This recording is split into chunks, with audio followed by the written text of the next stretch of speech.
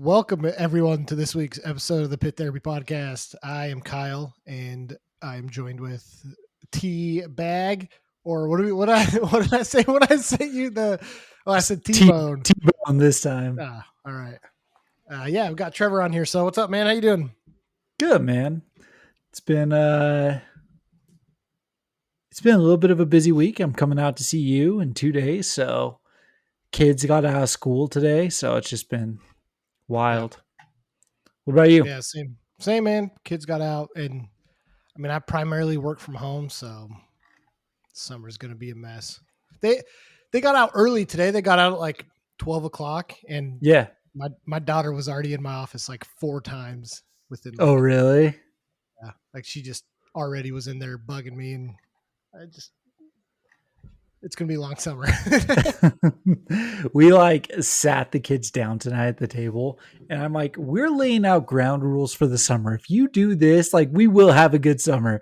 And I'm like, you're doing chores every day, but if you get them done and you're done at like 9 o'clock, leave, go find friends, ride your bike, just get out of the house. But immediately we were like, just don't fight us. 10 minutes later, they were crying and screaming and all sorts of stuff. So yeah, I feel you on that. Yeah, it's gonna be crazy. So no, dude, I'm pumped for you to come out this weekend. So gonna go see our buds at Die Young. So that should be, I'm super pumped for it, because once I've seen them, then I've seen the, like, what I consider like the holy trinity of Texas hardcore. So yeah, you hit them all. You got Bitter End, Will to Live, and now Die Young. You're rounding it out. Yeah, there's a few more that you've got to start to add to that list, though. Like, you haven't seen Fugitive yet. I haven't seen Fugitive yet, which I was going to bring up because they just dropped a new song and it freaking rips. I still need to see Judiciary. Trying to think of some of the other, like, Life Cycles is on my list. Just like the homies that we've connected with at this point. Yeah, like Soul Exchange, Virtue, Fortunes. I'm sure. Yep. Like, here's the thing, though. They are in Texas, and they're, I don't want to say up and coming, but they're active bands. You know what I mean? So, like, the chances of you seeing them are pretty likely. Yeah. Like, we didn't really know about Die Young a ton back in the day, but like, since we've been doing this, it's a band where it's like, were we going to get a chance to see them? Yeah. So, no, I'm pumped for it. It's gonna be a ton of fun. So, yeah, I guess we kind of talked about it a little bit, but new music. The only one that I really got is Fugitive, which it's phenomenal. Like, I'm so excited for what these guys are doing, because it's just so good. And what's cool is, like, some of the other stuff that they've released is like super technical and like very riffy. Yeah. But this song didn't feel super riffy in a good, like, it didn't. I'm not saying it was like basic, but I'm just saying it wasn't this like blow your brains out, like crazy riff, type stuff. It was just solid musical work from start to finish. Zero complaints about the song. So I'm super pumped for what they have coming up. Yeah.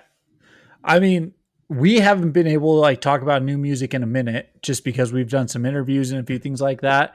So hands down, I'm saying it now, my favorite EP that's going to get dropped this year is Stolen Gun.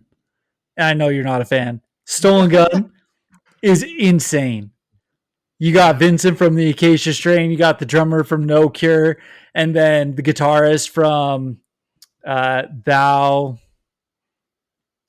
don't know, something like a deathcore band. And then the dudes in Pure Bliss, right? Like, he's the other guitarist in there. Dude, it's heavy. It's aggressive. It's mean. Like, it's mean. Like, the second song on it, or the third song on it, has like a Zabalba breakdown in there where he like screams like "Go to hell," and then it's just like a nasty breakdown, super reminiscent of Zabalba. It's fantastic. I'm saying Stolen Gun is going to be the EP of the year. So, not album, but EP. I freaking love it. Dude. I mean, I get where you're coming from on it. Like, it does sound phenomenal. Like, it's not a sound that I relate with right now, but like, I get where you're coming from. I mean, it is just angry, pissed off, Dude. and it's done really well. And that's what I love. Like we've talked about it. Like I like things that are just mean, like lines that are just mean, sounds that are just mean. Like Yeah. if you can give me something where I'm like, ooh, that's just like it's not gross. You know what I mean? Yeah. It's not like over the top imagery, grotesque or whatever. Winds of plague. I'm gonna cut you open like an effing pig, exactly. right? Exactly. It's not like that, right? It's just like gnarly, you know. I love it. It's great. Yeah. So that's definitely up there for me. I sent you Psycho Frame the other day. That's another dude. Okay, listen. Talk. I'm coming around. All right. You were listening to some Impending Doom today. I was listening to Pending Doom. I was listening to Acacia Strain today. I've been listening to a bunch of All Shall Perish since they announced that Utah date, which freaking what's that album? Hold on. It's gonna bug me now. The one where the Statue of Liberty is holding the guns. I know, yeah. I can't think of the name of it off the top of my head right now either. Awaken the Dreamers. When Life Had More, that song just like that song rips so hard. So I'm coming around. When you sent Psycho Frame, is that what they're called? Yeah. It like initially I was like, absolutely not. But then like I actually listened to the whole song. Normally when you send me this crap, I'd just shut it off like real quick. But I actually listened to the whole song and I didn't get up from it being like, what the hell did I just do? So I'm coming around. Dude, right? It is the late 2000s sound just perfectly done. Yeah. Like it has that little bit of modern twist, like the production value is a little bit better. So you're getting some of like what's currently going on, but it's not symphonic. It's just heavy deathcore. And it is great. I appreciated that his vocals weren't just like gimmicky.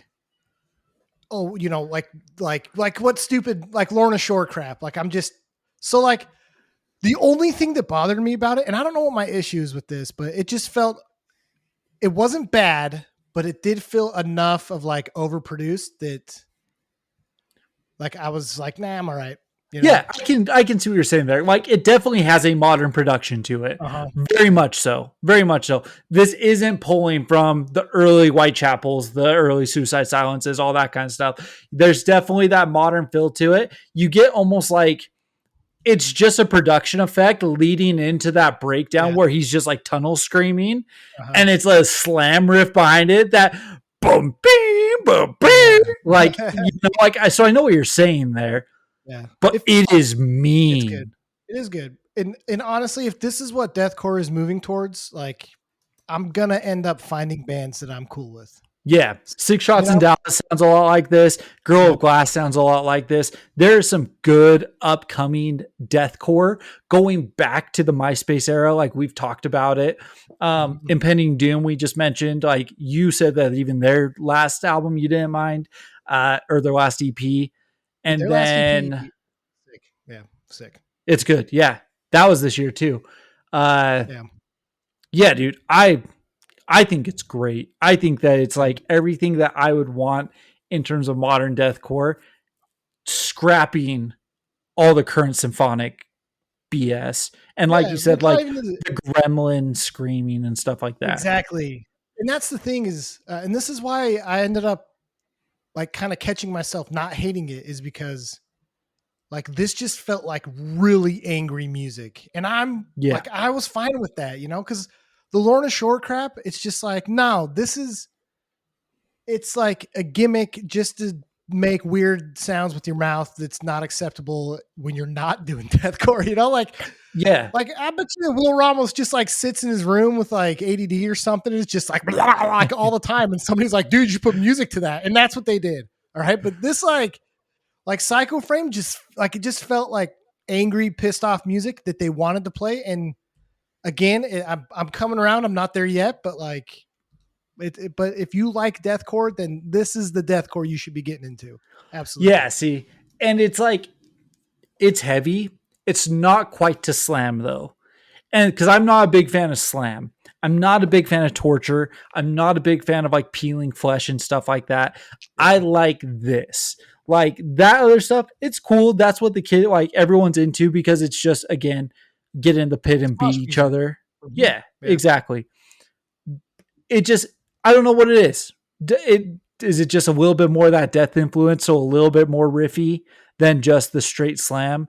I think is kind of how I feel about it. Well, So there's more musicality to it too. Like yeah, Slam's just exactly. like chugs and pig squeals, like Exactly. Get as low as possible. Exactly. So yeah. yeah, This I'm a like big fan.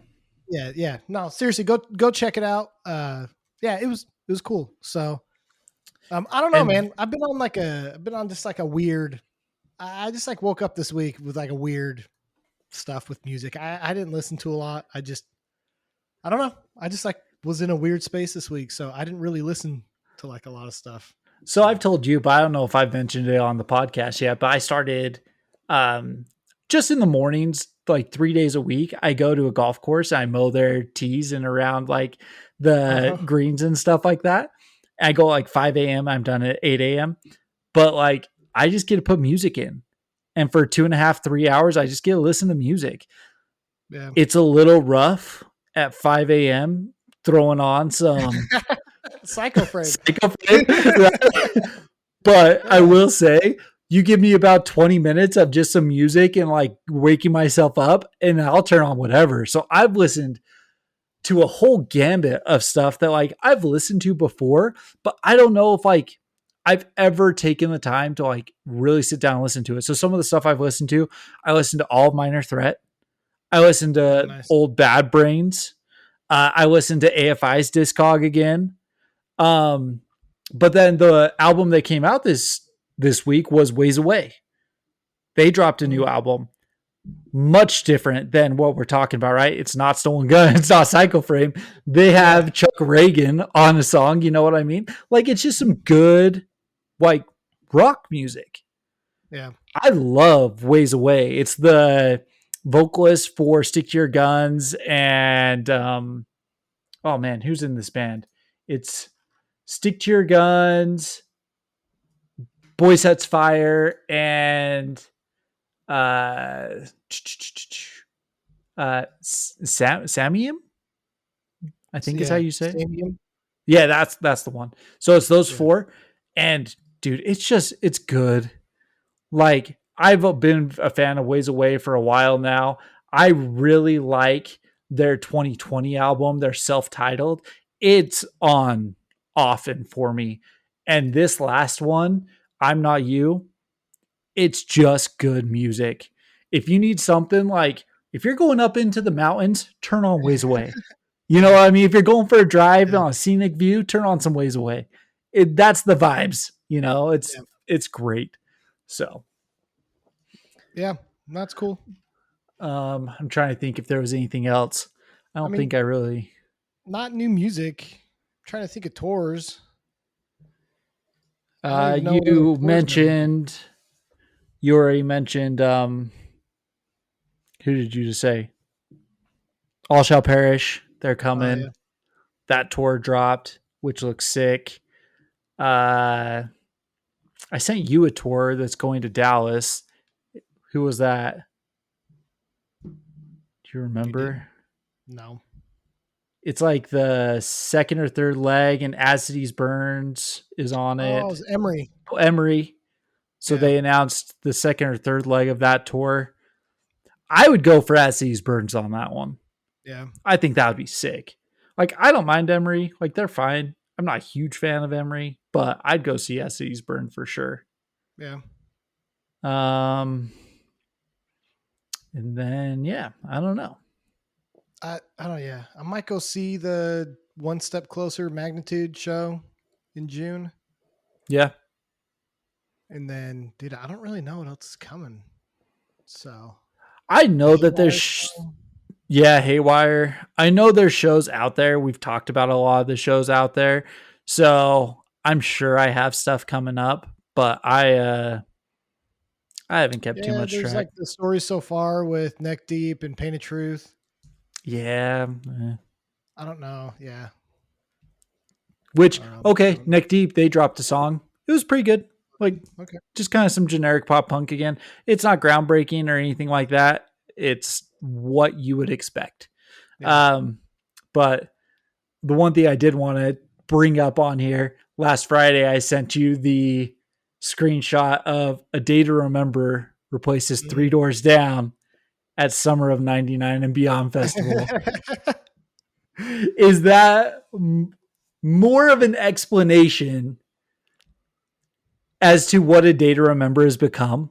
Like that headline alone, they replace Three Doors Down. What? To be honest with you, I'd probably rather see Three Doors Down. Straight up, I'm with you on that. Yeah, because you give me some semi-charmed life, remember. Like, let's go. You know. Okay, come on, bro. That's not Three Doors Down. It is, isn't it? You're joking right now, right? Who is it? It's Third Eye Blind, homie. Oh, it's Third Eye Blind. Okay, it's another 3 number. My bad. Oh, okay, Kryptonite. That's what I'm. Yeah, that's the song. All right. Yeah. If I go crazy, then will you still call me Superman? All right. Yeah. Number 3. Yeah. Right? Like, it's just insane to me, Yeah. the downfall of bands like that. And like, it's just unfortunate. You know what I mean? Because like, I loved A Day to Remember. They were fun. They have sold out hard. Yeah. And one of the reasons I bring this up is I feel like we're talking Funeral for a Friend today. I feel like the third Funeral for a Friend album tried to sell out hard, and I don't think it was received well. And I think that they were just like, oh yeah, no, we can't do this. And they caught themselves. Like, this was a band that had the chance to blow up and to totally sell out. And they were like, nah, like, we're not doing that.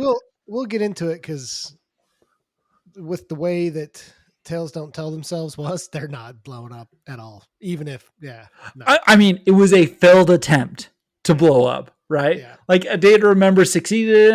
How many bands did we see that put out these arena rock albums or more just regular rock albums that just fell apart and just went away? Right. Like Halifax was one of those bands that I thought was going to be huge.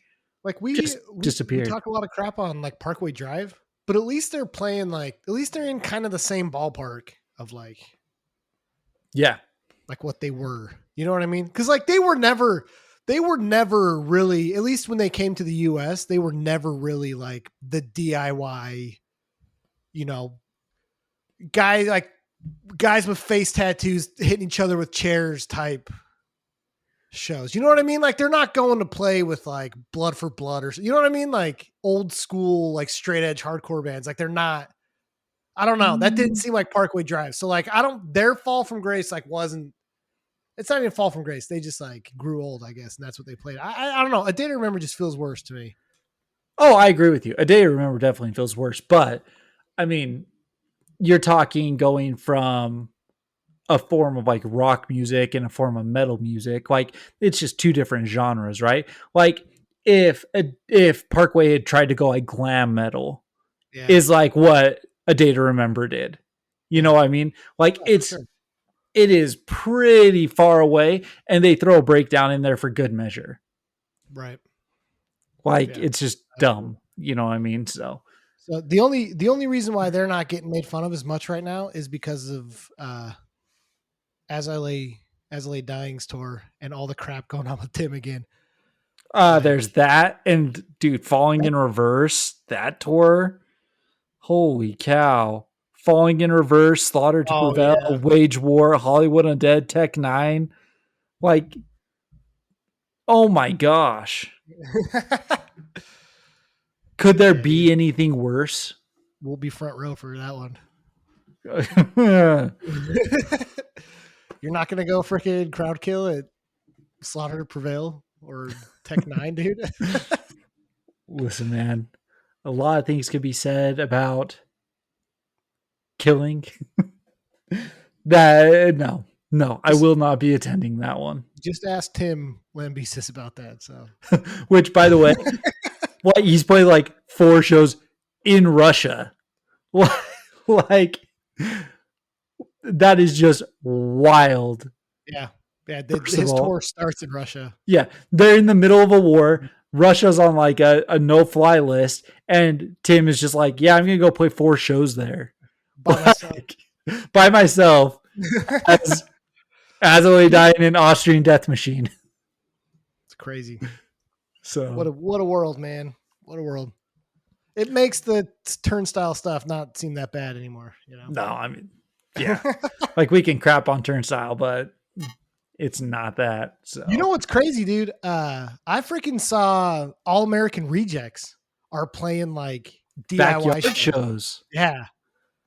It's dope. Look, I would actually, do it. I would go.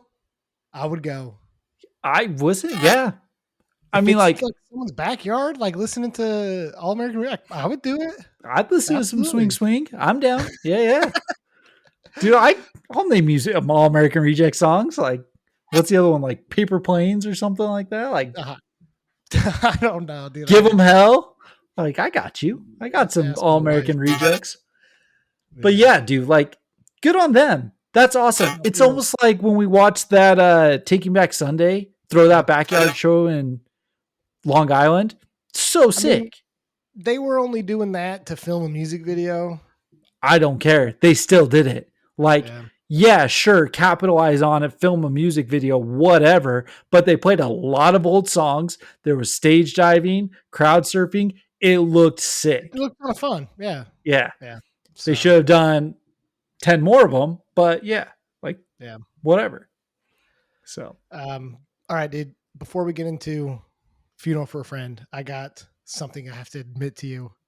And I will share it on the podcast so it's public record and people understand, because I will no longer lie about this. I bought a pair of Crocs and I do not regret it. They are so comfortable. so you're saying you're going sports mode for Die Young? Yeah, well, dude, I might wear Crocs out there, dude. We'll see. But have you ever worn them? I mean, I've worn a form of them. I've never actually worn Crocs. Dude, like I regret. I publicly apologize for all the Croc slander because they're comfy. They're Listen, cheap. man. It's like $30. Have you have you seen the videos of I Trust My Latina Wife? Uh-huh. And they put the things on their head and they throw the shoe at it. You wearing Crocs is the old man taking his Croc off and hitting a kid in the pit. That's all I can see happening. Dude, I should totally do that. Maybe I will. Maybe I will wear Crocs this Saturday and I'll just take it off and start beating people with them. Listen, like we're old enough. Like, who cares? Like, I don't care what I wear anymore. If it's comfortable, it's comfortable. Like, whatever. But I just I was very proactive on the Croc slander, and I apologize for it. You know, they're goofy as hell, but they're comfy. So, you know what?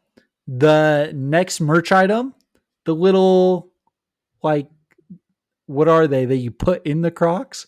Like you know, there's things that you like, Disney characters and stuff. Like, let's get some band logos. I'd love to see little Die Young, like the skull on the clock. Plug that into your Croc. Rock some Die Young style. It's not going to be a Die Young. What? So we're getting off topic here, but like, what are the bands that would do that for Crocs? Like, Big Ass Truck, obviously. Let's don't say what bands would do it. What bands have logos for it? Like, what would you like rock on there? Psycho Frame actually has a dope freaking logo. Let's throw a Psycho Frame one on there. Yeah, but like, you gotta think your like user base are wearing Crocs, like, you know. Listen, you get enough like of these deathcore, hardcore, metalcore bands to actually start making it, they will wear Crocs. We know how trends go in the scene. You get one viral video and every TikTok kid is going to be doing spin kicks and Crocs in the pit. You know it. Yeah, so I kind of regret this conversation now. All right. Anyways, buy Crocs. Sponsored by Crocs. Sponsored by Croc. All right. One thing before Funeral for a Friend, the plane crash. Oh yeah. Couple of people from the scene unfortunately passed away.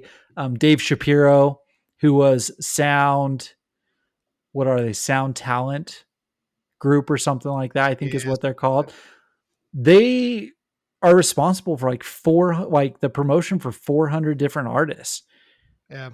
He has been involved for a long time. He started a band in 95 called it wasn't Count the Stars at the time, but they were on Victory Records for one album. No one remembers Count the Stars.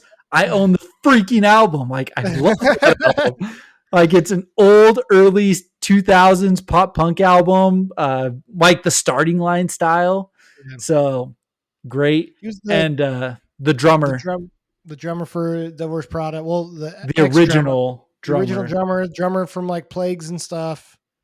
Yeah, man, terrible. I just don't go on these small planes or helicopters anymore. Just don't do it. You know, so many people, man, so many people. So like, you know, condolences to their families and stuff. And like, that's anytime anyone from the scene, stuff like that happens, man, it sucks. It sucks. Really absolutely bad. Wild. Like, we listened to Dear Love and Plagues so freaking much. It was extremely influential in terms of like the music we listened to growing up, and his drum styles. Like, Plagues is incredible.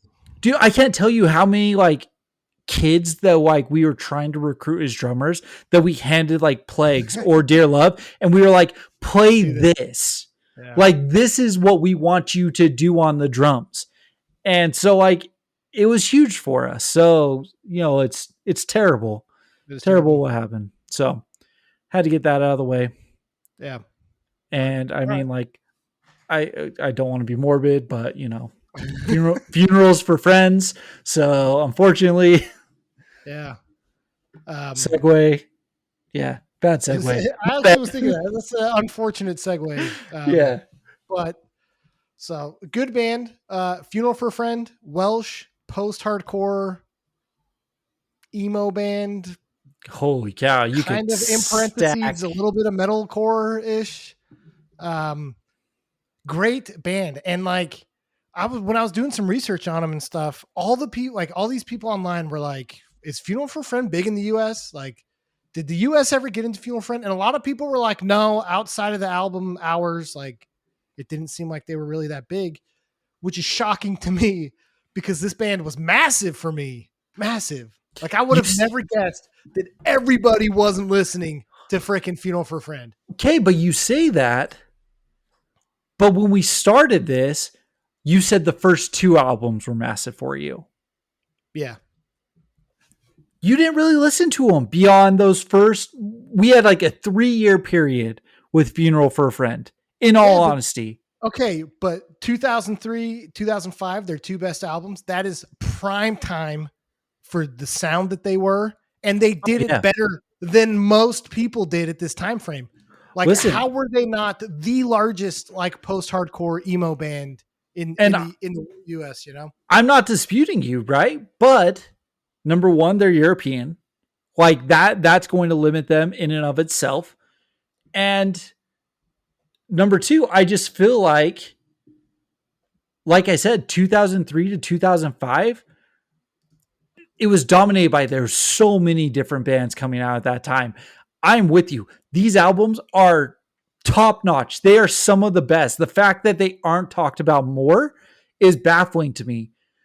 But like, I went online and I looked up, literally Googled, my Google was top 2000s post-hardcore albums, just to look for lists.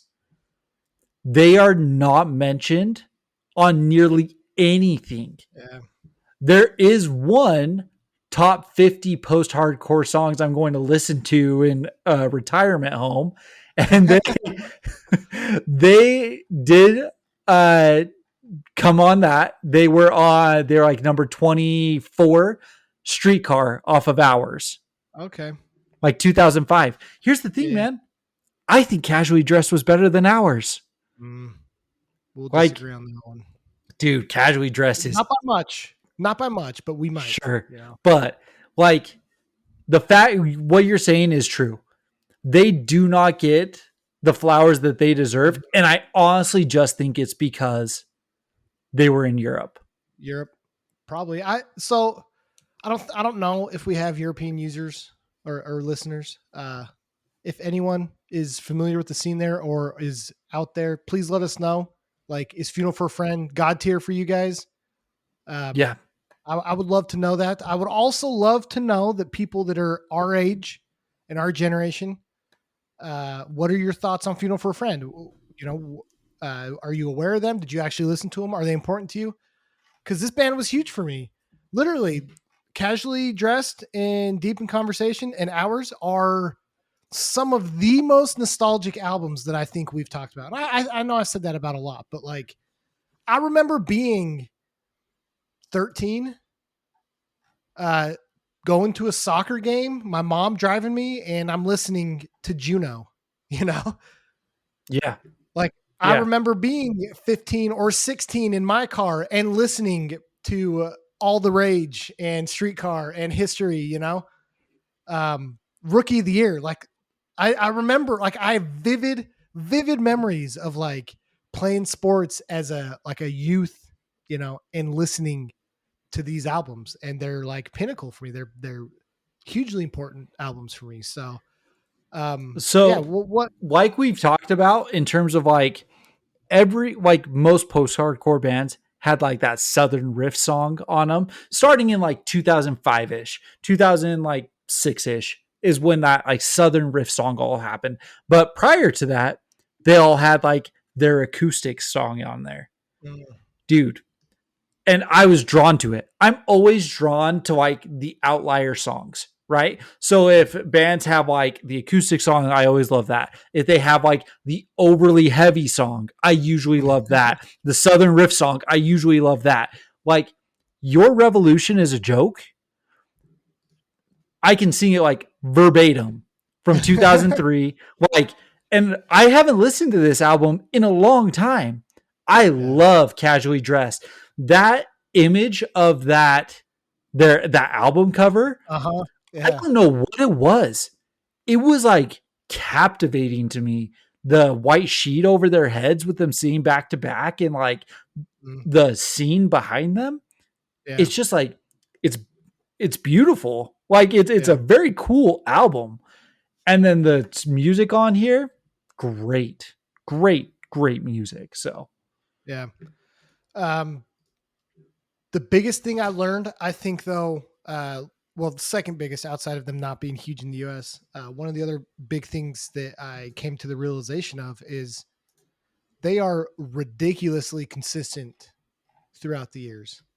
We're talking 1, 2, 3, 4, 5, 6, 7 albums, I think. And there's one that I don't like. Like, how many bands with this level of discography have we gone through where we haven't disliked multiple albums? It's usually the opposite, right? It's usually like 1 or 2 albums were incredible, and then the rest we were just like, nah. Well, and on top of that, how many bands have we talked about where we're like, we get to the last 2 or 3 albums and we're just like, yeah, you don't have to get to that point. No, absolutely not. Dude, I've said chapter and verse. It is not well received. I loved it. I thought it was so good. And up to that Conduit's like the heaviest that they get. Conduit's awesome. Welcome Home Armageddon had some like, oh man, super heavy songs. Like, I don't know. It's just so, yeah, missed opportunity. I don't get it. I don't get it. You know, I think that they were a lot bigger in the UK. I think that they were pretty massive in the UK. And so it just is too bad. It really is too bad that they couldn't capitalize. Like, here's the thing. Think about all the tours right now that just like, Americans are going to the UK like it's nothing. They're going to Japan. They're doing Australia, like small, tiny bands. If these guys had been today, they would just live in the US basically. Probably. Like, how often do you see Cruelty playing in the US these days from Japan? All the freaking time. Or Speed. Like, it just happens. So, yeah, dude, I think it would have been if it was like if post hardcore was as big as it was in the early 2000s and we had it today with like the travel and everything like that, these guys would they probably could would be easily be a massive. top like 3 band in post Yeah. hardcore. Easy. So I don't really remember how I found them. I assume it's through my brother because I know my older brother's a huge Casually Dressed fan, and Yeah.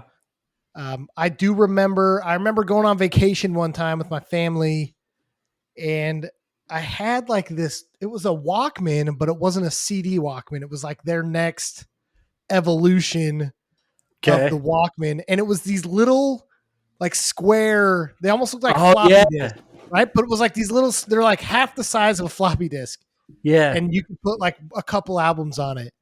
And so I had Casually Dressed and Hours on this floppy disk, and I remember going on vacation with my family, and like it was them and Boy Sets Fire, dude. That was like it. Yeah. That was all I listened to. The whole vacation was just I was just like back and forth between Boy Sets Fire and Funeral for a Friend, and so like yeah, I like I freaking love this band. And I'm so glad we're talking about them. And I hope that people have these great memories of them. And if not, like you got to go listen to them. You got to go Yeah. listen to them because they're If incredible. you are into post hardcore at all, you need to go listen to these albums. Even if you are familiar with them, go listen to the whole discog because, like you just said, the amount of consistency that they had is incredible. Like Yeah. I literally working that golf course job just turned it on shuffle and just played Yeah. everything. And Mhm. when you do it that way, you can literally listen to like you can listen to every single Funeral for a Friend song. We'll talk about Tells Don't Tell Themselves as a whole album. I don't really enjoy it, right? Yeah. When those songs are mixed in with the rest of their songs, it's fine. Like the Yeah. songs aren't bad. They're not good. They're not Yeah. good, but like you can listen to like a 3-minute song and then you're going to get 4 or 5 that are like Yeah. just God Well, tier. You know what I mean? So, see, I did the same thing you did. And when I could instantly, because I didn't know this album very well, and we're going to talk about that. I honestly had not listened to anything past Hours yeah. until we did this. Like seriously, I knew they had albums because I'd gone like a little bit ago and like was listening to them, but I just ignored everything because I assumed they were bad. But I could tell instantly when a song from Tells Yeah. Don't Tell Themselves came on, and I just skipped it. I gotcha. Um, but all Well, right. maybe So how you do should have you given feel it a this? better chance. I mean, I did listen to it. It's just when I did shuffle, I skipped it. So let me ask you this because obviously we could go through the albums and we could just talk about everything. But if you're going to turn on Casually Dressed, give me like the 3 songs that, like, if you only have 10 minutes to show someone this album, what 3 songs are you showing them? What's number 1, 2, and 3? Or let me ask you uh, this: what's 1 and 2? And then I'm going to ask you this because I have one specific song that I would love to hear covered. And okay. do you know if there's a song that you off here you would like to hear covered? So, No, I mean, well, so like, I guess to get into it, Casually Dressed and Deep in Conversation, 2003. I guess these were released on Warner UK. That's kind of crazy. Um, Rookie of the Year is a top 3 song for me with okay. Funeral for a Friend. Um, it's just so good. Like there's something about his vocals too, where like you could play a Funeral for a Friend song and you would instantly be able to know who this guy is. And he has such a, maybe it's because he's from Wales and has an accent to us, that his like pronunciation and cadence, and it feels very unique to me, Yeah. you know, like the way that he like will really stress like the end of sentences and like the last words and stuff. And like it's usually like it starts low and kind of like he goes up with his vocals as he's singing and like really stresses the end of it. And I don't know, it's really unique. And um I like the screaming in this album too. It Oh feels yeah. very like emo-y, but it's not, to me this didn't feel cheesy or gimmicky. Like it felt like the screams fit. They weren't overdone. It felt appropriate with the music. So like, man, this album's so good. So Rookie of the Year, obviously, like number one song for me. Juno. Like, I think there's a reason why these two songs are like some of their most played because they're some of the best. The last one, it might be Red is the New Black or Novella. I'm not sure. It's kind of a tie between those two because I really like the guitar in Red is the New Black. It's like a little more intense, a little more, I guess, the hardcore-y part of post-hardcore, you know? But Novella is just such a good song too. I love the chorus. Doesn't Novella kind of remind you of Day 2? A little bit, yeah. Yeah, like Novella feels very Day 2-ish. Like if you want to go local reference here, I love Novella for that. They're so interesting because even in this album, like Juno's like a straight emo song. Yeah. Like the guitar tones are like a little darker. You know, like his vocals are a little darker. There's more screams, but like Novella has like a more upbeat, almost like pop punky sound to some of it. Like I feel like these guys would be huge nowadays because bands like Arm's Length or a lot of these like emo-y sad boy pop punk bands that are really big right now, like Arm's Length, Hot Mulligan. What are some of those like other bands like that? You know what I'm talking about? I know like, what you're talking about. Yeah. Like Basement or whatever. Like these guys were doing this sound 20 years ago, you know? Yeah. Yeah. So, I mean, longer. Yeah. For sure. So I agree with you, right? The top three that I'm going to do, obviously. So Rookie of the Year, what an incredible intro. Just fantastic. Yeah. Juno, insane. The one song that like I'm asking hardcore bands, someone give me a hardcore cover of Bullet Theory. Bullet Theory? Like, dude, that song, if you made that just like pick up the tempo a little bit, added just a little bit heavier stuff, it almost has like an Evergreen Terrace feel. Like you listen to that opening guitar riff, if that was a little bit faster and stuff, it would feel a little bit like Evergreen Terrace-ish. And there's that part right in the middle that you could throw a nasty breakdown in there. It could be like almost Four in Hands type sound, you know? Dude, it's so good. It's so solid. You could do such a good cover of this song, in my opinion. Yeah. Someone could do this one well. I feel like there's a little bit of a pattern with some of these bands that I grew up on because like I kept thinking about like a Static Lullaby too. These bands just know how to do a chorus. Like their choruses are just so damn catchy. Like they're just so catchy. Like even Bullet Theory, like, yeah, it's heavier, but like when he opens up and starts singing, it's so great. Like it's so catchy. It's so great. All these songs. So yeah. I'm a huge fan. This, like I said, this is probably my favorite album. Like I'll say it now. It is so good. There's so many parts on it that are just memorable for me. Again, this was our intro to them. This was formative years for us, 2003. This is like the beginning of our post-hardcore entry too. So obviously it's going to be super high up there for us, but visually, lyrically, sound-wise, just everything about it, incredible. Yeah. So, you know what? There's been a few bands that we've talked about with like lyrically where I've not embarrassed, but like felt, I don't even know what the word is, like a little, like you just feel like the lyrics didn't age well, right? Yeah. Like it's too cheesy. I mean, obviously when we were 13, 14, 15, like we were cool with it because that's what we were, but I didn't really feel that way about Funeral for a Friend. I didn't listen to these lyrics and be like, oh, that's cringy. Yeah. You know what I mean?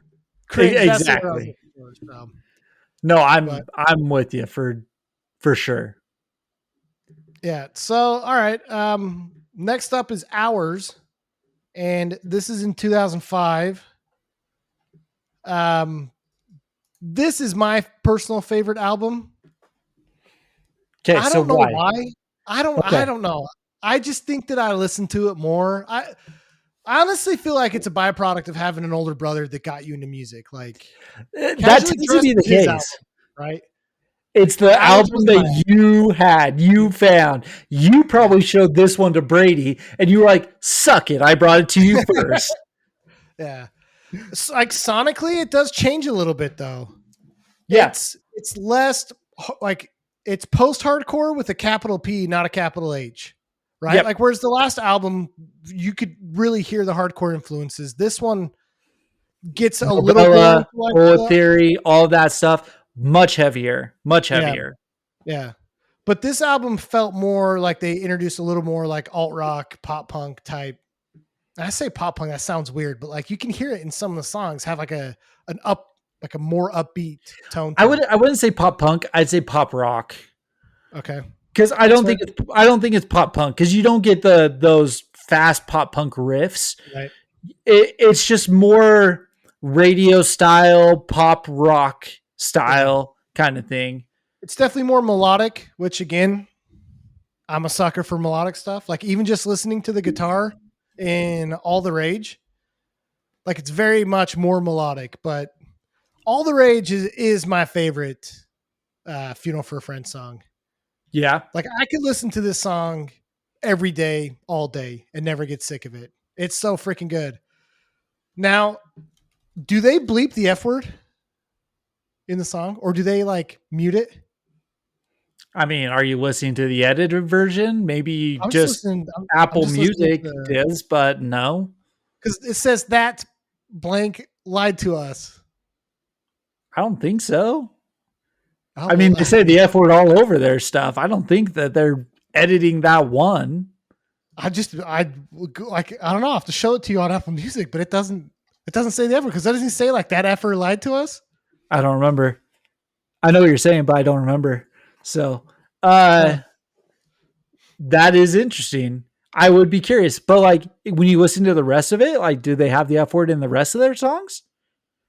Because they say the F word a lot, I don't think especially in so. later albums. Let me look at the later albums. None of them have like explicit on it, like an explicit tag. I wonder if Apple has it edited. Huh. You know what? Like, it wouldn't surprise me. It wouldn't surprise me if like a 2005 era album had an edited version, especially coming from the UK. I think that they had some stuff trying to get their music to the US where it would be like, we want to be in US stores. Let's make an edited version to make it much more marketable. We'll Yeah. get it in Targets. We'll get it in Walmarts and stuff like that if we edit it, you know? So I wonder if there was an effort to do that. I just thought that was funny because I know he says it because we've seen them live. And I know he says it, but Yeah, yeah. it doesn't in the song. So, the only songs on this album that I don't like are Sunny and Drive. There's 3 slow songs on this album, and I only I like don't one. mind Drive. I don't mind Drive. The lyrics are kind of it's kind of weird. It's kind of quirky. This is the sad boy emo song version on this one for sure. This Um, song drives me insane. Pardon the pun. I cannot do this song. I like it. It physically hurts me to listen to. I don't know why. Yeah, I don't I know mean, why. I can understand what you're saying. It's just so repetitive. It's just so repetitive. There's not a ton that's interesting about it, but I don't know. Like again, But mix it into stuff and it's fine. And then I Sunny, it just gets a little bit more experimental. Like yeah. this leans into like when you talk about those other bands that like were really experimenting with the post-hardcore sound at the time, you know, at the or who am I thinking of? The Mars Volta, at the drive-ins, all of those kind of bands who like edged that line of Right. like, are they alt rock or are they post-hardcore? That's what Sunny does. Yeah. You know what I mean? So Yeah. I will say I vividly remember in this album being obsessed with history. yeah. When I went through and listened to this, I probably repeated history like 10 times before I moved on to the next song. Yeah. This song is so freaking good. Like the lyrics to it and stuff, like it's just so good. I don't know how else to explain it, but I literally every time I put this song on, I have to listen to it more than once. It's impossible to only listen to it one time. Okay. So this is the one thing I was thinking about this song. So archers in your arches, raise your fingers to the sky. Did the author of the Hunger Games just listen to a ton of Funeral for a Friend and be like, she is going to be an archer and the salute she's going to raise her fingers and that's going to be what it is. And we're going to talk about history and like, dude, the Hunger Games is based off of the Funeral for a Friend song, History. I'm calling it right now. You might have something here. The first Hunger Games 2008. So like Suzanne Collins. Suzanne, hit me up. Tell me I'm wrong. Tell me you were listening to a crap ton of Funeral for a Friend in 2005. You were a post-hardcore emo kid, and you were like, that is a crazy imagery. Give me that salute. Give me the fingers to the sky. Like, yeah. I'm calling it, man. Seriously, we should email her. She could ignore us, but whatever. We're putting it out there right now. Oh, that's awesome. That's awesome. This is a great song, though. So what, kind of going back to what you were saying on like 3 songs or whatever on this album. I don't know. I won't be able to do this for every album, by the way. No, I won't be able to either. But these first 2, we listened to a lot. I put these 2 albums on going through this listen through, and I still know all the words to all the songs on these 2 albums. Yeah. Like it's incredible. But obviously All the Rage, Streetcar, and History. I mean, that's literally my list. I will say Streetcar is number 1 for me, though. I prefer Streetcar over All the Rage. Dude, Streetcar, it is the number 1 Funeral for a Friend song for me. I remember listening to this, like, number 1, the dial tone, extremely vivid, right? You hear them talking on the payphone and all that kind of stuff. But the triplets in the drum pattern, in the guitar riffs, like, it was just gallopy, and it was just like, it was super memorable at that time. And like you said, there's something about his vocals, probably being Welsh and stuff like that, that it's just like, it sounds so good over the guitar and over the drums. It's so nasty. It's awesome. Yeah. I love this song. I feel that way about like Hospitality. Yeah. Because it's like this like kind of nice, like groovy riff and song, but then it gets to these like really cool chugs, and you're like, dang, this like the break in tempo and the flow of the song is just so unique and so cool. Yeah. Dude, this album's so good. Seriously, people, please, like, message us, please, and let us know, like, if you know these songs, because we could just be idiots and like everyone that we talk to knows it, but I just don't. I don't think people do. But this is some of the best post-hardcore to come out of the heyday of post-hardcore. I'll be honest, I think a lot of the people who do listen to like us and stuff probably do know who this is, unless you're younger. If you're younger, if you are probably 25 or younger, I don't think you know this. Yeah. Because listen, Funeral for a Friend was not a thing after 2008.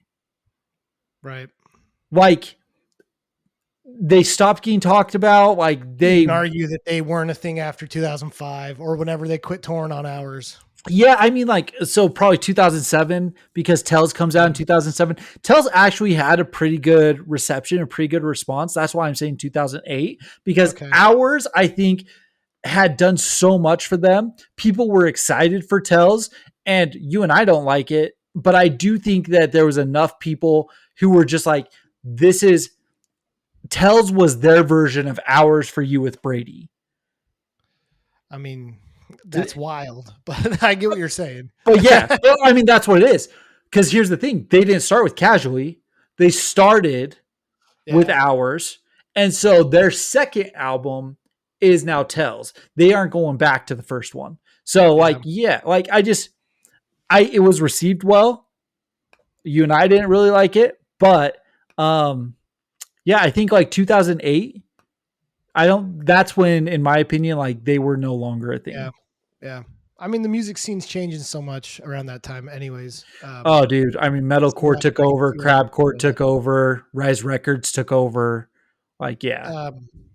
So let's talk about Tales Don't Tell Themselves. Into Oblivion is probably one of the most annoying songs I've listened to in a long time. I'm just gonna come right out and say it. And I'm sorry for like being rude if people like that. I can't do it. I really can't do it. I don't think there's a single song on this album that like I would bop to. Really? Yeah. All right. Well, then I've got a wild take for you. Okay. Right. This album's not that bad. Okay. This album's not that bad. Listen, I get it. They went balls to the wall.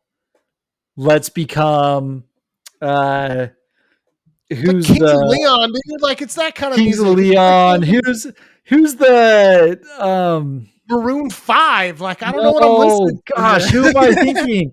Who's singing Sunday Bloody Sunday? The other British band.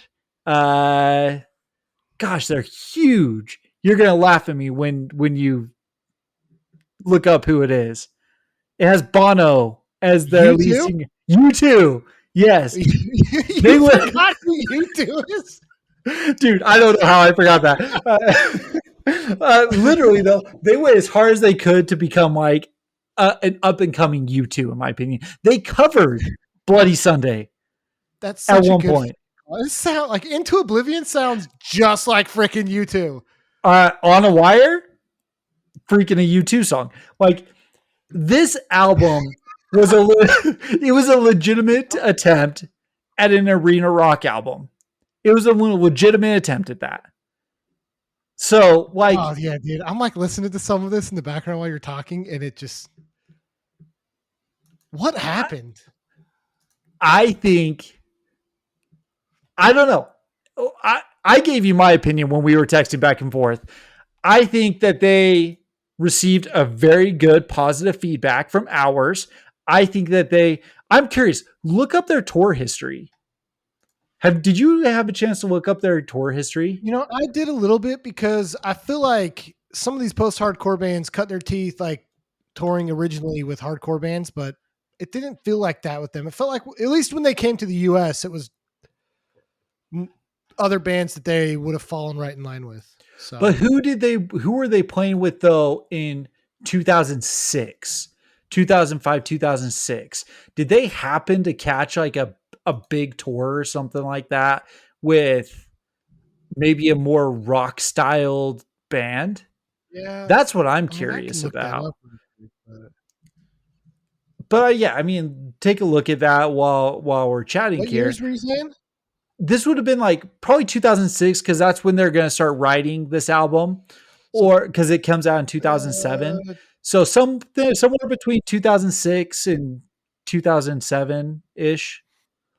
Like, who were they touring with at that time? There's a band called Fight Star and another band called Think Fire. These were all in like the UK and Australia and stuff. The United States, they were on. Well, here's one. They played with like Scary Kids, Paramore, I Am the Avalanche. Like, that's a dope tour, dude. Did we go to that? We might have gone to that if it came to Utah. If it came to Utah, we probably did. Yeah, well, I mean, Utah for sure would have. With Scary Kids, I guarantee you we were there. They did the Taste of Chaos Probably. with like Thrice, Story of the Year, Azalea Crying, Silverstein. Crying. Which this all fits like right in line with who I would assume they were touring with, you know. What? Yeah. Yeah. So anyways, that's 2006. Let's do 2007 because this would have been 2007 would have been after this was released. Uh, these must be UK bands. Kids in Glass, Kids in Glass Houses. Never heard of them. What I've else we heard of got? them, but I don't know who they are. Reading Fest. Yeah, I These are mean, all like UK festivals. Kings of Leon. There you go, dude. I freaking called it. Fallout yeah, Boy. like They played Warp Tour, which I'm sure we would have seen them at this Warp Tour. They did a okay, tour. Okay, they did a tour in the U.S. with Alexis on Fire, Emmanuel, and Jamie's Elsewhere. I'm pretty sure we went to that one because I know I've seen Alexis on probably. Fire a couple times. So, but that's 2000. So, Yeah, anyways, it's yeah, 2007. I mean, it just I don't know what this was. Like it was it was a failed attempt. Whatever they were trying, it was a failed attempt. And I think they Yeah. quickly realized that because they went back pretty quick, or at least they tried to go back on the next album. But here's okay. So this is So where I was going with this. I don't mind these kind of albums. I don't. Like, it's not what I enjoy. I'm not going to like listen to it on the regular, but I'm not going to hate on it either. It's not bad, in my opinion. The first thing that came to mind is when I was in college, I lived with our buddy Charlie, and I remember Common Courtesy coming out, A Day to Remember. And the song that everyone loves off there is All Signs Point to Lauderdale. That really cheesy, very poppy song. And when it came out, like we were listening to the album, and Charlie was like, dude, the song is just like, it's just like so just boppy. It's just like, bleh. And like he was like air drumming and stuff like that. I'm like, this album is what Charlie did in my memory. Like this is this whole album. yeah. So like that was the first thing that came to mind. But people like it, man. Like I was Yeah, it was looking like things since it was up. top 40, it's top 40 in the UK charts, you know. You have like two No, camps right they had a now. song get up to they had a song get up to number 3 on the UK album charts. What song was it? Raise the Sweetest Wave. Oh, okay. Really? Because that's like not even No, that. sorry, I read it wrong. The album was their highest charting, reaching number 3. So the album charted that. Okay. I was gonna say the Sweetest Wave Well, that's so crazy. is not a good song. But yeah, I don't know. uh I was looking it up. You have like two camps for Funeral for a Friend. You have pretty much everyone is like in line with Casually Dressed and Hours as being number 1 and 2. Then you have the camps of people who like their heavy stuff that lean into the hardcore and metalcore, and you have the people who lean into the rock stuff. So you usually get like Hours, Casually Dressed, and then you'll get like what's the Avalanche one? Or Welcome Home Armageddon, Avalanche. Welcome Home Armageddon. That's usually like number 3, and then you'll get Tells Don't Tell Themselves, or you'll get Conduit. It's usually like it's pretty top 3 is usually those 3: Hours, Casually, and Welcome Home Armageddon. Then you start to get the the differing. You get the metalcore who like Conduit. You get the other ones who like Tells Don't Tell Themselves. Most people have Memories of Humanity as the bottom ranked one, which is odd to me as well.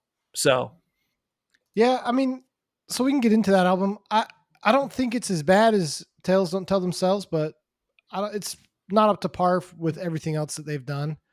But it's not bad. You know, you can tell that they're trying to go back to a familiar sound. yeah, 100%. It does feel they get more riffy, like it gets more chuggy, like chuggy. You know, like listening to Rules and Games, like the guitar tone changes a little bit.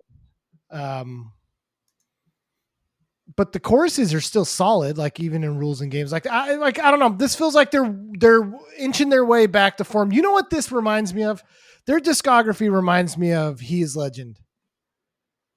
You know, It's like Okay. a reverse parabola. It's like a reverse parabola. Yeah. Like it It's starts good, high, then like dips, and then dips a comes little bit, back. and then yeah. I see what you're saying there. So Yeah. yeah. For sure. What'd you think of Yeah, this like you album though? said, it is, in my opinion, it's the perfect album after Tells because it is trying to return, but it's them not quite wanting to let go of what they just tried with Tells. Like Mm. Kicking and Screaming might be the worst song they've written.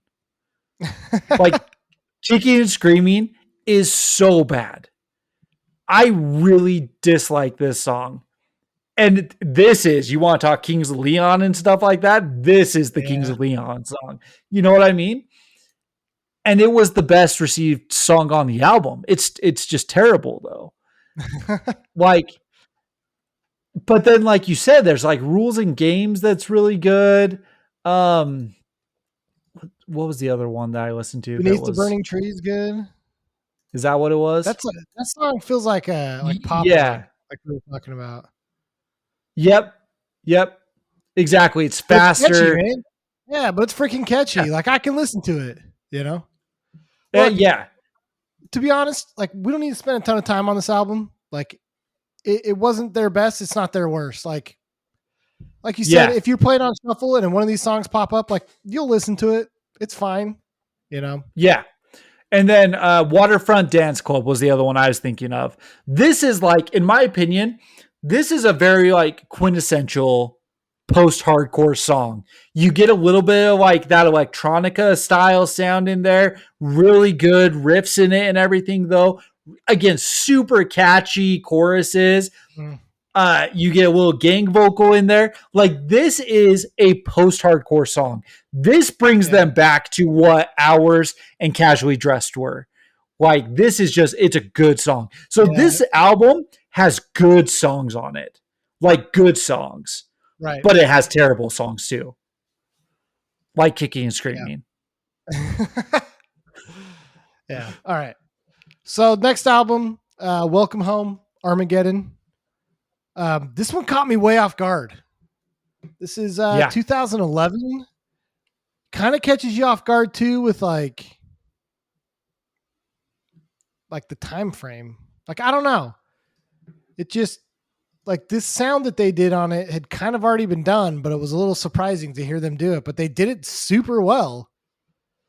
Like Front Row Seats to the End of the World is like a top 5 Funeral for a Friend song. Like it's freaking good. Yeah. Yeah. No, this one, like, I probably listened to this album probably the most out of any of the albums. Just because, like, again, number one, I wasn't super familiar with it. And so, like, I was just trying to get familiar. And it was the best out of the stuff we didn't listen to. Like, dude, that screaming part in Front Row Seats to the End of the World, like, that bass underlay with like the chaotic, like the panic chord dissonant chords leading into like that, like it's not quite a breakdown. Dude, it's just like you said, it's great. They bring the hardcore back. Yeah, and then you have this like chorus that's just super freaking catchy. Yes. Like you can sit there and just like bob your head to it and like get into it. And then it goes super like this. We were talking crap on A Day to Remember. Like this is what A Day to Remember was, right? Like it was this really cool, fast, catchy band that like did hardcore and like hardcore influence stuff really well, you know, and then they went away from it. Yeah. But like this is what bands like A Day to Remember got started on and sounded so good. But these guys knocked it out of the park. Absolutely knocked it out of the park.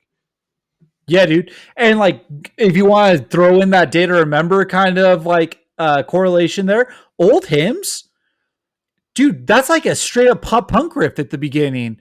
Like this could have easily been a Day to Remember style song.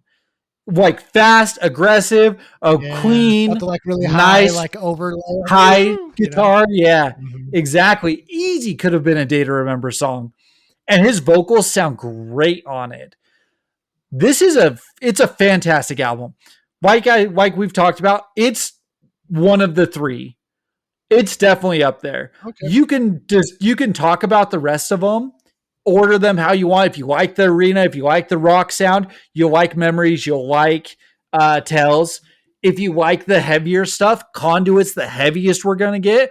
And then Chapter and Verse, he had kind of blown his voice out, so his vocals aren't the best on it, but the music itself is great. So, but yeah, I mean, in terms of like what we're talking about, this is definitely up there. I really, really like this album. Damned if you do, damned if you don't. Every time that song came on when I was on shuffle, I was like, this has to be from one of their earlier albums. It's good. It's fast. It's aggressive. This has the hardcore flair to it. Great. So yeah, dude, I'm all for this album. Moving on to the next one, Conduit, 2012. I actually like this album more than the last one. Oh, this really? This album, Conduit, to me feels the most mature for them. Like, okay, maybe it's just because, like, I don't know. They just do, like, we joke about the Southern stuff, but like, you could argue that the riff and Spine, their first song, is like not that far off. You know? Yeah. Yeah. I don't know. No, I love the tones of the music. You can tell his vocals have like matured a lot, and you might call it like he's blown out his vocals, but I call it maturity. I just really love how it came out. I think it mixed really well. But the vocals on this are better than they are on Chapter and Verse. Like, I agree with you. They sound good on this one. They're a little bit like, it's raspy a little bit. Mm-hmm. You know what I mean? Like, you could tell it's like battle worn. Yeah. It suits this album very well. Very well. You always say you're a sucker for melodic. This is a very melodic album. Very melodic. You start to get some metal, like legitimate metalcore style riffs in there at times. You get what we would consider the post-hardcore. This feels very reminiscent of Alexis on Fire, of Boy Sets Fire, of A Static Lullaby. This album is like that grouping. You know what I mean? Versus like the one before, Welcome Home Armageddon, it leaned a little bit more on the punk side of things. It was a little bit faster, a little bit lighter. We just said it sounds like A Day to Remember at times. Yeah. You didn't get the depth that you get in Conduit. Yeah, that's a good way to put it, is like it's mature and it's got depth. And like, dude, like Spine is a top song for them. Like that, like almost southerny riff breakdown that's like 2/3 through the song. Like if you're playing with the right crowd, like I'm throwing hands to it. You know what I mean? Like it's heavy. It's heavy, but it's not try hard heavy. And I mean, again, you say this, it's heavy without being heavy, even though I do think they had the intention to be heavy here. But everything about like his tone and the guitar tones, it just was a more in like more depth, more like darker toned album that I think just fits so well for like the age of this band. You know what I mean? I completely agree. The Distance, dude, that heavy guitar riff in there, that like, dude, again, you want to talk about like, oh, it could, if you want to tweak it just a little bit, add a little Southern flair to it and stuff like that. Yeah. Like, dude, and again, they have such just a great chorus to it. Yeah. Like I'm two-stepping to The Distance. Yeah. And then immediately you go into Best Friends in Hospital Beds and it picks up the speed. This is like the most hardcore song that they probably have put out. Like it's just fast. It's aggressive. I already said Bullet Theory, like cover Bullet Theory, cover Best Friends in Hospital Beds. Dude, that song is like, you could make a nasty, nasty hardcore song with this. No one's going to know what you're playing, but do it, you know? Yeah. Screw everyone. Music should be for you / for me. Like, do it because I want to hear it. Like, okay, me and you will cover it. But I don't know, dude. yeah. I was when I first listened to this album, because again, I didn't even know that they had these albums. Like I didn't even know they did. When I first Yeah. listened to Conduit, I just like sat there like just staring at the wall listening to it because I was just like, I cannot believe that I haven't heard this before. And what's crazy is that like Yeah. in 2012, this album still rips in 2012 with all the other music that's coming out. This album would have held up if people had known about it. You know? Yeah. This is such a good freaking album. And like it's aged super well, even in 2025, where you can come back and be like, where did we go wrong? This is incredible. You know, everybody should be talking about this. Dude, freaking Gray. Listen to Gray, man. Dude, that song is gnarly. It is heavy. It's aggressive. Like this, it was just like you said, it's a very mature sound. Like this is what you would think of for like a post-hardcore band who wants to lean into the heavy. Like they talked about, like they played with Shai Hulud and stuff like that. When they were like announcing their breakup, Shai Hulud was supposed to play those shows with them. Like you want to talk about influence and stuff like that. This is the metallic hardcore stuff coming out. Yeah. Dude, just nasty. I mean, I can't believe, like I was hitting myself. I could not believe that I didn't know about this album. It's great. Crazy. It's a minute 35. Listen to that breakdown. It is like the best breakdown that they've written, and it just fits so good. It's quick. It's like 10 seconds long. That's it. But it just like, it fits in the song perfect. It just encapsulates it. And one of the things that I sent to you, the artwork on this, dude, the album art is awesome. Like I want a vinyl of this so bad. Like I love that skeleton, the wild colors. Like it takes a minute to like look at it and actually process what's going on there. Just like the abstractness of it. Like it is so cool. It looks so good. Like it all around. This is a great album. Yeah. So make sure you guys go listen to it. We'll talk real quick on their last album that can only be found on YouTube. I guess. I don't know. Which I don't know why. On there. Like, chapters and verses, right? Yeah. It's good. Donnie is like a ridiculous song. You know, I think that's my favorite song off it. But the rest of it, I know that you really liked it. You were saying that like, you felt like it was one of their better ones. I thought it was okay. Like it's definitely better than like Tales and Memories. But I'd listen. I think Conduit's better. I think the Armageddon album's better. You know, so yeah. I mean, the more that I listen to it, I agree with you. I think that like it caught me off guard with what it was because you couldn't find it anywhere. So the fact that like it was only on YouTube and stuff like that, and I listened to it, I was like, dude, like it's like a hidden record. Like this is like a gold mine. It's like a gem. So it was just a little bit of a shock value. You know what I mean? But the one thing I will say about it is I do feel like it is the album that encapsulated all of their sounds. Yeah, that's a good point. It has post-hardcore, it has the metalcore, it has the hardcore, it has pop punk almost style riffs. Like you listen to it at times and you're like, okay, I could see where like Neck Deep pulled from some of this stuff and where like they were pulling from some of Neck Deep stuff and things along those lines.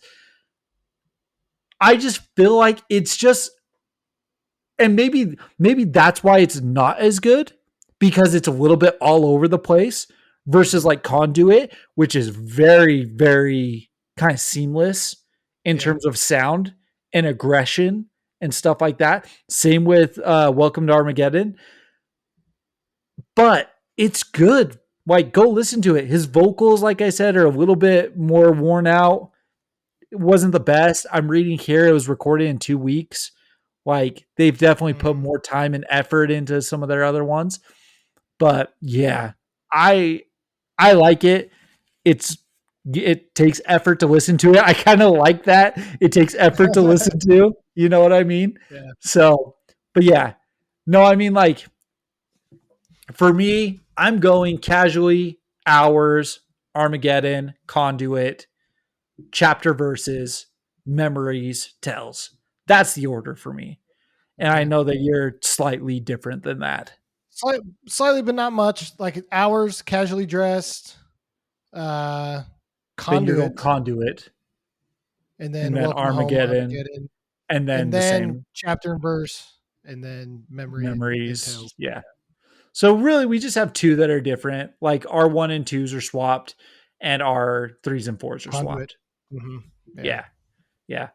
And like to But be honest, if I listen to conduit more, I may throw it up yeah, above like to be honest with you, like do you want to say like 3/4? Because like that's what it is for me. You know what I mean? Like it's really is right there. yeah. No, So I mean, they're both solid. I just, I can't believe I didn't listen to the rest of these albums. And good for these guys for like I said before, the ability that they had to be as consistent yeah, as they were. You know, um, we don't talk a lot about nostalgia bands that I feel like have been able to do that. Um, yeah, I mean, it's just everybody can find an album in their discography that they'll like. Everyone that likes alternative music can find an yeah. album that's Even what if they you like want, you too. and it's good. And the only other band I know, right?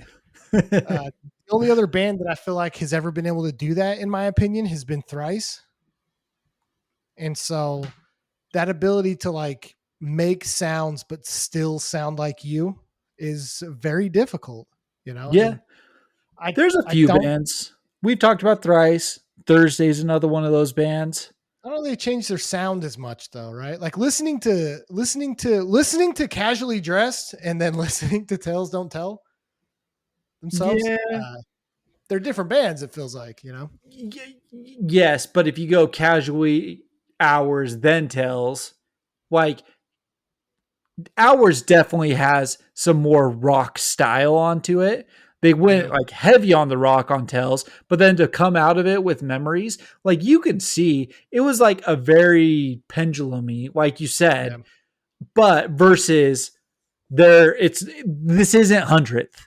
This isn't a right. melodic hardcore band that's now a Yeah, electronic shoegaze band. It's not. You know what I mean? So yeah, I get what you're saying, but yeah, dude, go freaking listen to it. Like all of this stuff is so good. If you are nostalgic for post hardcore at all, this scratches the post hardcore itch. yeah. It's just good. I'm really curious about the reception that we're gonna get with this episode. Yeah, I'm So curious. Either there's going to be a lot of people who listen to it, or there's going to be no one who listens to it. because So there's a few bands that we've talked about, like a Static Lullaby we've talked about a few times. Man, I might be really the only person around that like was obsessed with them dude, as I was. you say that, but That's then true. They're like dropping that vinyl. they're dropping the vinyl, and there's a lot of comments on there. Yeah. Like, yeah, But I just it's like niche. this is a band that I think we're either going to be super surprised at how many people like it, or we're going to be like, or nobody's going to like. You know what I mean? Like, there's going to be there's either going to be a ton of people be like, yeah, you guys are stupid. Everybody love Funeral for a Friend, or it's going to be like, nah, dude, nobody listen to Funeral for a Friend. I don't even know what See, you're I don't talking think about. it's like that. I think that it's going to Really? be like everyone listened to them, but no one else thought that each other listened to them. So all of a sudden, there's going to be like the web of people being Weird like, web. they're going to be like, dude, you listen to Funeral? Yeah, dude, Yeah. like hours? Like, and also there's going to be this renaissance of Funeral for a Friend because of this. Like, Yeah. Right. There's like 5 people that listen to us. dude, So renaissance. It's 5 more than they had. yeah. Anyways, But no. it sounds like they're writing new music. Their vocalist did leave, so I'm not like their live shows are played with a guy who's in another band. His name's Lucas from I think it's a popular band. I didn't know who they were, but anyways, I'm not sure if they're going to write with him or if they're going to recruit a like full-time vocalist, but any live shows they do are currently with this Lucas guy. So I'll be interested to see because they said that in 2023 and we're now 25. So either new music's coming out soon or it's going to be Fake one out. of those things where they said it and it never happens. So Yeah. Yeah. Well, cool band. I have very fond memories of listening to them, and I had very fond memories listening to them again. So I'm glad we talked about them. Let us know what you guys think. We're super curious about this one. So yep, yeah, that's dope. all I got. All right. So I'm cool. not sure. Next week you're probably gonna have to recruit someone. So Yeah, I'll figure something out. just see what happens. Do that, or I'll just get up and monologue for like 20 minutes and then call it. All right. That works. All right. Catch you We'll next see. week. All right, see you, dude. Peace.